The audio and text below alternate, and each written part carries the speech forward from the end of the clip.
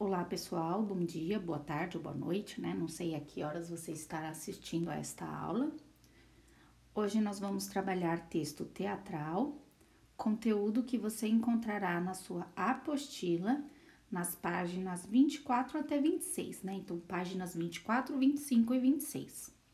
E já que nós estamos falando de texto teatral, coloquei aqui uma citação do Hamlet, que é uma peça do Shakespeare, né? Então, o pai do Hamlet, o rei Hamlet, morre e o irmão do rei, o Carlos, assume o trono da Dinamarca. Então, o Hamlet recebe a visita de um espírito que conta a ele que o seu pai foi morto, envenenado, e esse espírito pede que Hamlet vingue a morte de seu pai. Então, ele começa a tramar para se vingar do seu tio Carlos, que assumiu o trono, né? Ele se tornou rei Carlos da Dinamarca e ainda casou com a rainha Gertrudes, que era a mãe do Hamlet, né? Então, é uma história aí bem interessante que o Shakespeare escreveu entre 1599 e 1601, que eu recomendo a leitura. E nessa peça tem essa famosa frase: há mais coisas entre o céu e a terra do que sonha a nossa vã filosofia. Há algumas traduções que, em vez de sonha, traz supõe. Há mais coisas entre o céu e a terra do que supõe nossa vã filosofia. Já que é texto teatral, vamos começar aí com a citação do Shakespeare, né? Olá, alunos do 8º ano. Eu sou a professora Isabel, unidade Cataguases, 8º ABC, FG, e eu vou trabalhar, como eu disse anteriormente, o texto teatral, conteúdo disponível na apostila, páginas 24, 25 e 26, né? E para esta aula, como devemos proceder? Separe por volta de 50 minutos para assistir a esta aula e desenvolver a atividade solicitada. Então, esse vídeo vai ser mais curto, porque você vai ter uma atividade para desenvolver ao final do vídeo. Acomode-se em um ambiente tranquilo, silencioso, que não ofereça distrações enquanto você assiste a aula, né? Então, mãe, pai, periquito, cachorro, papagaio, todo mundo vai te deixar tranquilinho neste momento para você assistir a aula e nada de celular te tentando para ficar no WhatsApp, para bisbilhotar o Instagram de alguém, sem contatinhos por este momento, tá? E esteja com a apostila em mãos, porque como eu já disse, é um conteúdo que nós vamos encontrar nas páginas 24, 25 e 26. Então, vamos lá, vamos começar definindo. O que é um texto teatral? O texto teatral é essencialmente para ser encenado e não lido. Então, eu vou pensar em dramatização, certo? Não é simplesmente uma leitura, como uma crônica, um romance, um conto. Desse modo, eu estou me sentindo alérgica novamente, então eu vou ficar fanhosa e vou ficar fungando, tá? Me perdoem por isso. Desse modo, a história vai se construindo pela interação entre as personagens, com jogos de luz, elementos do cenário, uma troca de roupa, prescindindo então da voz do narrador. Então, eu não vou ter um narrador contando a história. Se por algum motivo você assistiu já a alguma peça que tinha uma voz narrativa contando os episódios, aquilo foi uma escolha de construção bem específica daquele autor daquela peça, tá? No geral, nós não temos o narrador. A história vai se construindo pela interação, então as personagens vão falando umas com as outras, e aí a gente vai entendendo o que está acontecendo, aí muda o cenário, um objeto aparece, um objeto que sai, né? Então, é tudo muito visual, a gente tá vendo a interação, os posicionamentos no palco, a gente também tá ouvindo o que as personagens estão falando, sem narrador no geral, né? Sua origem remonta à antiguidade, por volta do século V a.C., né? Então a gente tem aí mais de 2.500 anos de cultura de teatro, né? tendo origem na Grécia, porque é o que a gente pensa, né? Quando fala em antiguidade, já vem Grécia, já vem Roma na nossa cabeça, né? Onde era encenado basicamente como culto aos deuses, porque na antiguidade os gregos, os gregos eram politeístas, né? Então faziam culto para Afrodite, para Zeus, para Atena, né? E nesses cultos aos deuses a gente tinha essas peças teatrais e eles eram encenados, né? Esses textos teatrais encenados em festas religiosas, por exemplo, em grandes arenas, espaços abertos, peças que tinham dias de duração, né? Então, é uma tradição bem antiga, né? Essa do teatro. E as características do texto teatral? Vamos verificar essas características por meio de um exemplo, né? Que exemplo? Nós vamos ver aqui algumas passagens dessa peça, O Judas em Sábado de Aleluia, do brasileiro Martins Pena. E a primeira coisa que acontece no texto teatral é a apresentação das personagens, né? Então aqui, ó, Cabo Pimenta, Chiquinha Maricota, Lulu, Faustino. E na sequência desse nome de personagem, a gente tem o papel dela naquela história, né? Então a gente vai ter um ator que vai interpretar o José Pimenta e naquela peça o José Pimenta é o cabo da Guarda Nacional. Nós vamos ter duas atrizes, uma interpretando a Chiquinha, a outra interpretando a Maricota, e naquela peça elas são as filhas do José Pimenta. E assim por diante, né? Então nós temos o nome da personagem e também nós temos o papel, né? O que essa personagem vai fazer ali na peça, uma pequena descrição daquele papel. Vejam que no item 7 eu tenho meninos e moleques e nenhuma especificação aqui. Então a gente já consegue perceber que são as figurações, né? Então aquele pessoal que foi colocado ali em cena para fazer um volume, de repente num momento de festa, de ter gente andando na rua, né? Continuando. Além daquela apresentação em que se mostram os nomes das personagens e o que elas desempenham naquela peça, nós também temos as cenas propriamente ditas, né? Que vão trazer duas marcas bem importantes, que são as rubricas e as falas das personagens. E se você não é um aluno novo, se você esteve conosco no 7º ano, você sabe, por meio da leitura que nós fizemos da obra Os Três Mosqueteiros, né, uma adaptação teatral que a Ana Maria Machado fez do Alexandre Dumas, e você já viu que rubricas são o quê? São aquelas sugestões para a encenação, né? É aquele pedacinho em que eu consigo saber pelo texto teatral a indicação do cenário, a posição de uma personagem em cena, se ela vai pegar um objeto, se ela vai encostar em alguém, se ela vai virar de costas para a personagem com a qual ela estará interagindo, né? Então, todas essas indicações cênicas nós temos na rubrica. E por que a rubrica é tão importante, gente? Lembra que nós dissemos que o texto teatral foi escrito não para ser lido, mas para ser encenado? Se o texto teatral foi escrito para ser encenado, então eu vou precisar de atores no palco para fazer aquela peça. E o ator precisa saber como é que ele tem que dizer uma determinada fala, para que lado do cenário ele tem que ir, se tem um objeto que ele precisa pegar enquanto ele fala alguma coisa especificamente.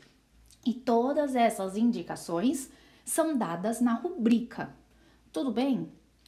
Em geral, as rubricas, vêm entre parênteses e são impressas com letras diferentes. O itálico, por exemplo, né? Aquela letrinha mais tombadinha para a direita. Além das rubricas, que não são a parte maior do texto, né? O grosso do texto realmente são as falas das personagens. Nós temos aí essa parte que vai mostrar o que cada personagem vai falar, né? Então, vai ter o nome da personagem e a fala dela. Se tiver alguma indicação específica para aquela fala, então tem que pegar um objeto enquanto fala isso, tem que fazer um certo gesto enquanto fala isso, vai aparecer a rubriquinha ali em itálico para conduzir o leitor, para guiar o leitor, né? Então, vou ter as rubricas e as falas das personagens que constituem o texto teatral propriamente dito.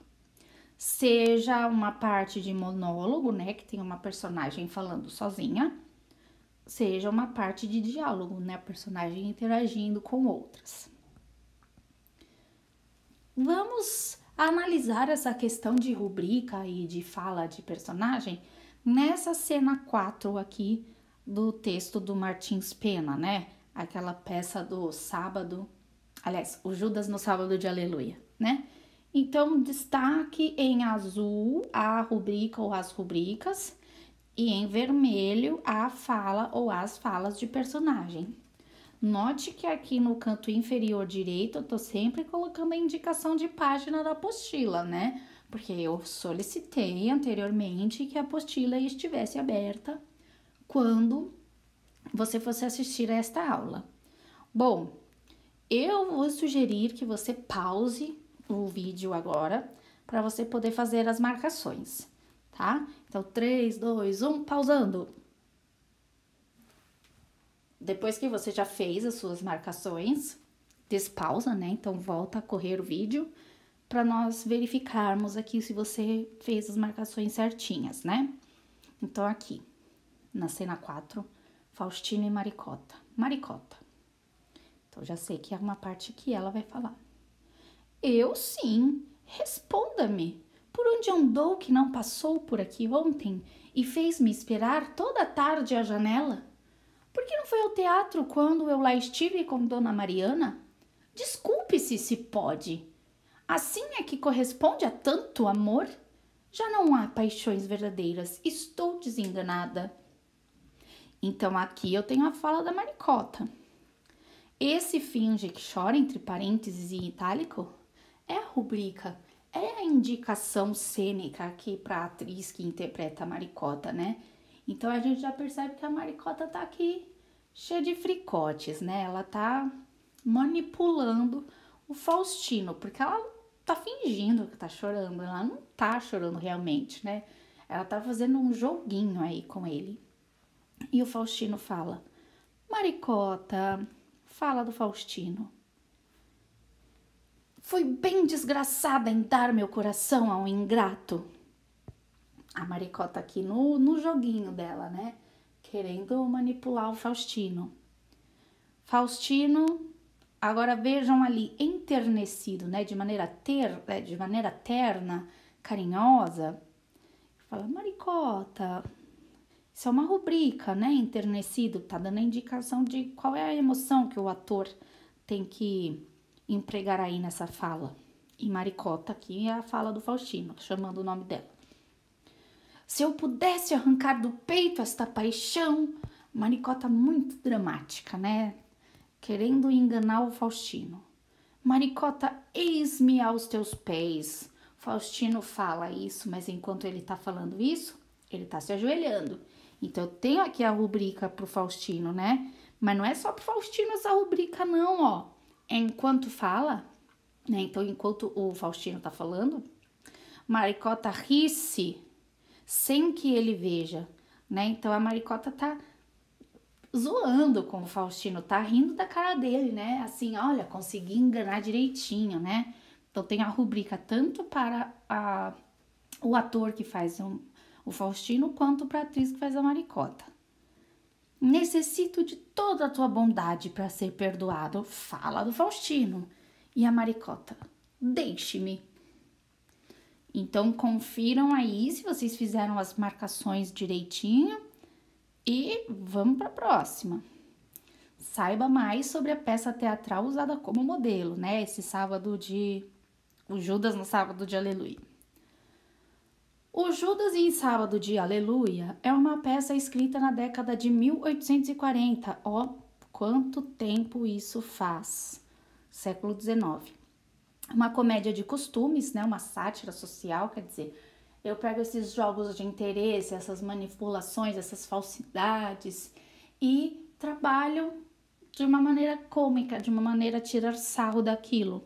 Uma comédia de costumes com 12 cenas, a gente leu a quarta, cuja história se passa no Rio de Janeiro em 1844, na casa de José Pimenta, que é o pai da Maricota, cabo da Guarda Nacional, e de suas filhas Chiquinha e Maricota. Sexta-feira Santa, que é a sexta-feira que antecede o domingo de Páscoa, né? E um grupo de crianças prepara o boneco de Judas para a malhação no dia seguinte. Judas teria sido quem denunciou Jesus Cristo e então ele acabou sendo crucificado, né? Então dizem que o Judas é o traidor, por isso que ele é malhado, né? Porque ele foi um dos responsáveis pela crucificação de Cristo. O jovem Faustino vai se encontrar com Maricota, mas quando chega Ambrósio, pretendente mais rico da moça, ele se esconde no Judas. A partir daí, passa a testemunhar sem ser visto, porque ele está escondido dentro do Judas, conversas entre vários personagens, inclusive uma declaração de amor de Maricota por Ambrósio. O cara é rico, a Maricota tá falando coisas de amor pro cara rico, bastante semelhante à que ela tinha dito há pouco para ele. Então a Maricota tá ali levando 2 rapazes no banho-maria, mantendo os 2 na perspectiva dela. Um, que é o Faustino, que a gente já viu que ela manipula bastante, né? Faz a sofrida, a indignada, pra deixá-la ali sempre comendo na mão dela. E esse Ambrósio, que é o cara rico, né? Lembrando que é uma comédia de costumes, uma sátira social. Será que tem algum jogo de interesse aí? E agora é a sua vez, né? Vamos adaptar a seguinte cena extraída da obra Clique para Zoar para um texto teatral. Pausa. Clique para Zoar é um livro da escritora Isabel Vieira que trata de bullying e cyberbullying, né? Então tem a menina Valentina que usa óculos de armação grossa e ela começa a ser chamada na escola de guaxinim. E aí a coisa vai ampliando, vai se intensificando ao ponto de ela ser vítima de cyberbullying porque fizeram um joguinho na internet chamado Mate o Guaxinim, Caça ao Guaxinim, eu não lembro muito bem. E fizeram montagem de colocar a cara da Valentina nos guaxinins. Então foi muito triste, muito chata a situação. E os professores aproveitaram para falar daqueles casos de pessoas que sofreram bullying na escola e depois de grande viraram aí adultos meio desequilibrados que promoveram tiroteios na escola onde estudaram, né? Tem até o caso de Columbine mencionado na história. Então é um livrinho curtinho, mas é bem interessante para tratar essas questões. Agora, voltando para o texto teatral, vamos adaptar a seguinte cena, extraída da obra Clique para Zoar. Então, a cena é essa. Foi extraída do romance Clique para Zoar. Lembrando que romance narrativa longa, com vários personagens e tal, né? Não historinha de amor propriamente dita. Para um texto teatral. Não se esqueça das marcações de rubrica, que a gente já viu que são aquelas indicações cênicas, né? Como que a personagem vai se... A personagem não, o ator, me desculpem. Como que o ator que interpreta uma personagem vai falar, qual que é a emoção, qual que é o gesto. Então, as marcações de rubrica e de fala de personagem. Carmela estava entrando na sala dos professores quando Alex e Daniel a pararam no corredor. Queriam falar com ela um minutinho. Podia ser ali mesmo? A professora se voltou e teve uma agradável surpresa. A gente pensou bastante no que você disse na sala, sabe? Sobre como a Valentina se sente, gaguejou Daniel com sinceridade tocante. Nós queremos bater um papo com ela, dar uma força. Ela disse se vai participar da viagem de estudo de meio? Perguntou Alex. Então essa é a cena que você encontra na apostila na página 26. Agora, como que a gente vai fazer a adaptação? Vocês estão sozinhos no tiroteio, cegos, perdidos? Não. Vou dar aqui algumas dicas. Como que a gente vai fazer a adaptação? Primeiro, nós temos que identificar as personagens que fazem parte da cena. e quais são as falas dessas personagens. Então, aqui, no caso, as personagens da cena em análise são a professora Carmela e os alunos Alex e Daniel. Então, eu só tenho 3 personagens. Note que, mesmo na passagem do narrador, há indícios de fala de personagem. Isso precisa ser verificado para a cena adaptada ao texto teatral ficar mais fiel em relação ao original. E também mais verdadeira, né? Mais verossímil. Então, olha aqui. Carmela estava entrando na sala dos professores quando Alex e Daniel a pararam no corredor. Queriam falar com ela um minutinho. Então, isso pode estar na boca de um dos meninos, né? Então, Carmela entrando na sala dos professores, né? Então, tem essa indicação. Então, a Carmela é a única que tá na cena. Entram em cena Daniel e Alex. Aí, Alex, professora, podemos falar com você? Né? Então, poderia ter essa montagem aqui para essa parte. Queriam falar com ela um minutinho. Só uma sugestão que eu falei por alto, né? Aí você verifica se você gosta, se você não gosta, né? Captar a intenção e a emoção de cada personagem. Então, nós temos aqui que quando os personagens falam seu texto na cena, elas têm uma intenção e transmitem uma determinada emoção. Como nós, né? Porque aquela cena é uma representação. Então, aquilo tem que parecer verdadeiro, né? Tem que parecer que aquelas pessoas estão numa situação de verdade, né? Que aquilo não é uma história inventada, né? Então, para parecer que aquilo é de verdade, a gente tem que perceber a intenção, a gente tem que perceber a emoção. Como nós, quando interagimos com outras pessoas, ou mesmo quando fazemos ou falamos algo sozinhos. Somente com a leitura bem atenta da cena original, será possível captar qual é a intenção das personagens. Os meninos pareciam interessados em saber sobre Valentina. O que estaria por trás desse interesse? Faltou um ponto de interrogação aqui, né? Por qual motivo o interesse dos garotos em Valentina foi uma agradável surpresa para a professora?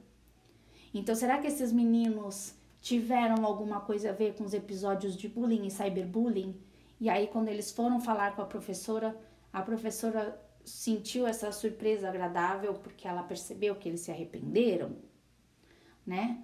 Ou será que eles não tiveram nada a ver com os episódios de bullying e cyberbullying, mas a professora ficou assim surpresa, né? Gostou da conversa que eles foram ter com ela, porque ela viu que não é todo mundo que está envolvido aí na gozação com a Valentina, né? Então, isso, cada um de vocês que for adaptar a cena vai poder refletir e inserir nas indicações cênicas, né? Nas rubricas, né? Então, fala gaguejando, fala coçando a cabeça, fala roendo a unha de nervoso, né? Cada um vai colocar a sua indicação cênica compatível com a intenção e com a emoção da fala dos personagens naquele momento. E, por fim, a construção propriamente dita, né? Agora é o momento de colocar o cenário, que é a entrada da sala dos professores numa escola, né? Então, não estamos em qualquer lugar. Inclusive, a Carmela estava abrindo a porta, né? Então, tem até essa indicação cênica para a gente colocar. Então, é o momento de colocar o cenário e as indicações de gestos e emoções das personagens em rubricas e as falas de cada uma delas devidamente organizadas. Veja a seguir uma possibilidade de construção. Então, aqui um aluninho muito querido fez esse favor para mim de elaborar um texto para que eu pudesse colocar aqui nesta aula. E vejam que legal que ele fez. Carmela abre a porta para entrar na sala dos professores. Então, tem a professora lá na cena abrindo a porta. Daniel e Alex entram em cena e a param. Então, eu tenho essa rubrica para colocar as personagens em cena. Então, eu sei que primeiro tá a Carmela e depois entram os dois. Mas aqui, quando fala que eles a param, e ó, aqui vazou um pouquinho da caixinha que eu tinha feito para intervenção. No slide original, se você for olhar, vai estar bonitinho, mas toda vez que eu coloco aqui no Google Apresentações para gravar a tela, dá alguma lambança de formatação. Mas voltando. Aqui, quando mostra que o Alex e o Daniel param a professora, né? Eles impedem que a professora continue a entrar na sala dos professores e começam a falar com ela. Se você quisesse, você poderia ainda incluir como é que a professora foi interpelada. E eles gritaram, professora. E aí a Carmela parou de entrar para olhar quem é que estava chamando. Ou alguém tocou no ombro dela e ela olhou para trás para ver quem é que estava tocando. Ela parou de entrar na sala dos professores.